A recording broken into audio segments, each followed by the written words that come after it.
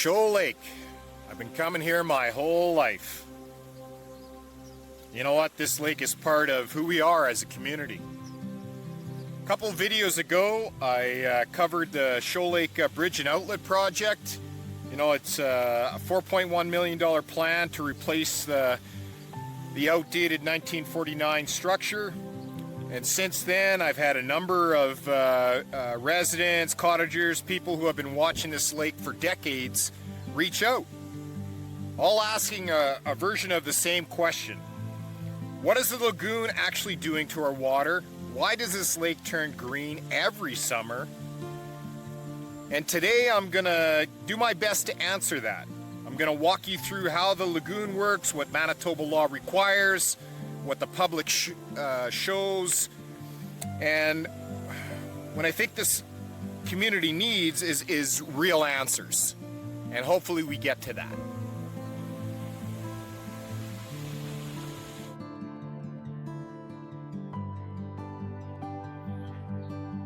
So welcome back to Outdoors with Griff.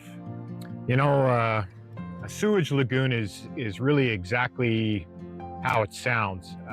A series of ponds where wastewater sits, and it's broken down over time.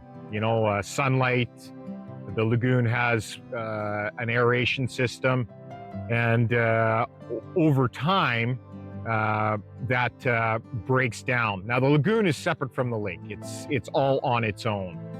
But periodically, you know, usually in the spring or the fall, the treated effluent gets discharged into the lake.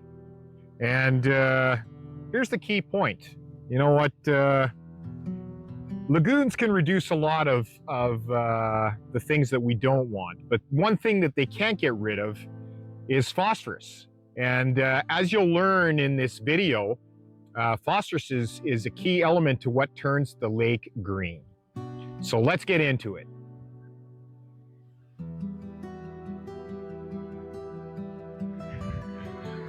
So in 2011, Manitoba passed a regulation that basically set the water quality standards for wastewater discharge across the province.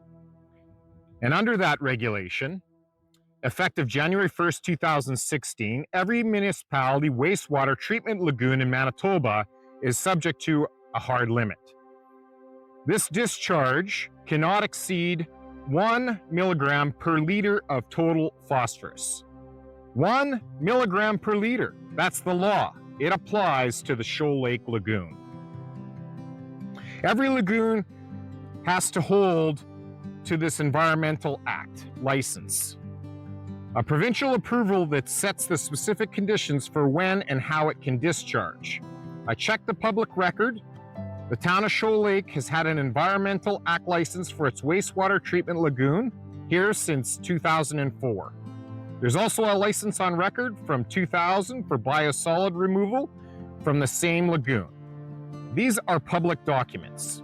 They're on the Manitoba Environment website. Anyone can look them up. So I filed a formal request with Manitoba Environment asking for the current license conditions, the discharge test results for the past 5 years, and any recorded violations or fines. I'm waiting on that response, and when it comes back, I'll report what it shows, whatever that is. So here's something most Shoal Lake residents have never heard, and I want to be clear and upfront on this. It's documented in the public provincial record, a 2016 Environmental Act proposed, with the Water Services Board on behalf of the RM of the Yellowhead. It relates to the town's drinking water.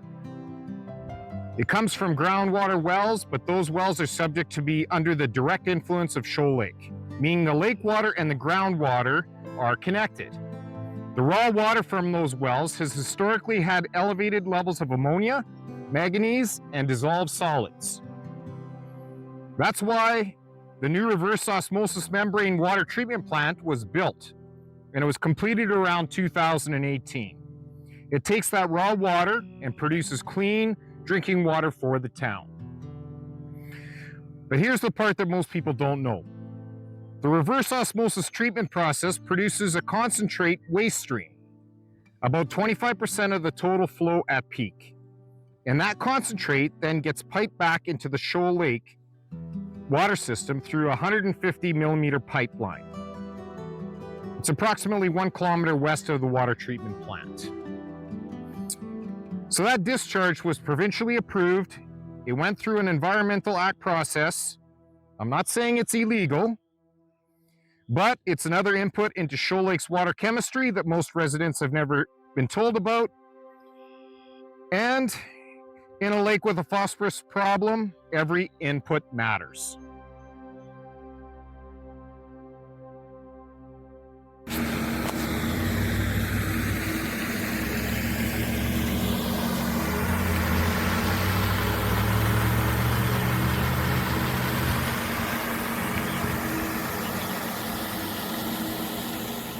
Incredible weed growth already.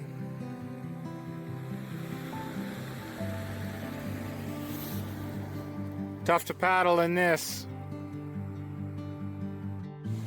Just want to show how deep this weed growth is. Like it's out here a long ways from the shoreline. And once you get in it, trust me, it is thick. Not fun to paddle. And all out here in front of me.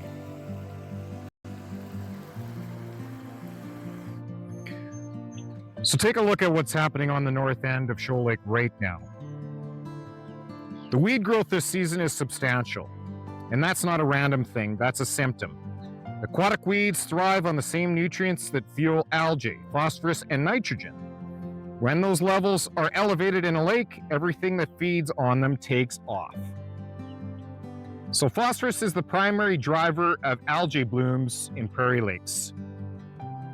Specifically, what most people call blue-green algae. When a pulse of phosphorus hits warm water with sunlight, algae can respond within days.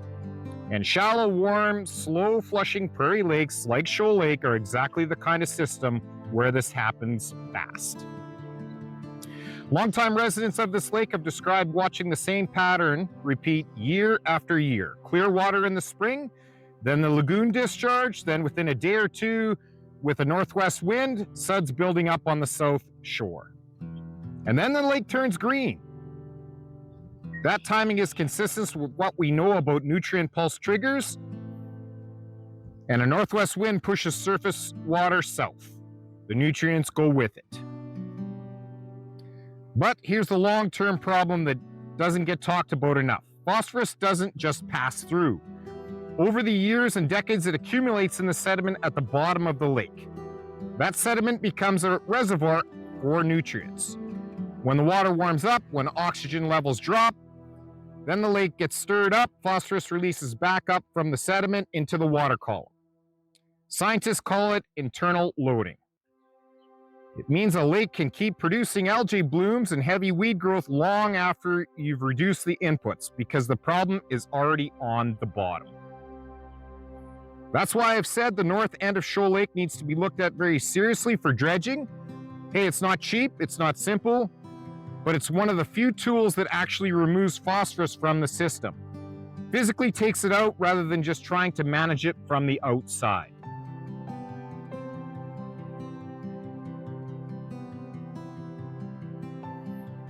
So here's where I stand on this. The lagoon is a legitimate water quality concern for Shoal Lake. The community observations about the timing of the green water are consistent with the science. And the arm of the Yellowhead has an obligation to be publicly, accountable for whether this lagoon has been consistently meeting that 1 milligram per liter of phosphorus standard before it discharges. And what has happened on the years it hasn't. I want to be honest about where this investigation is right now. I don't have the compliance records yet. I've asked for them and I'm waiting. I'm not here to accuse anyone of anything without evidence. What I am saying is that the records are public. The questions are legitimate and the community has every right to ask them. I'm also not pointing the finger at any single cause.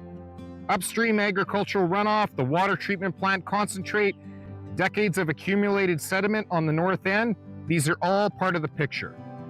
The lagoon isn't the only answer, but based on what longtime residents have observed and based on what the science says about how phosphorus behaves in a system like this, it has to be part of a conversation. The new outlet structure that was announced a couple videos ago, hey, that's a good project. It fixes how water leaves Shoal Lake, but what's coming in and what's already sitting on the bottom of this lake, that's the conversation this community needs to have next. I'll keep following this story. When the records come back from Manitoba Environment, I'll report what they show. If you've seen something on this lake, water quality, discharge timing, anything, share it in the comments, please. The people who have been watching this lake the longest have knowledge that doesn't show up in any government database.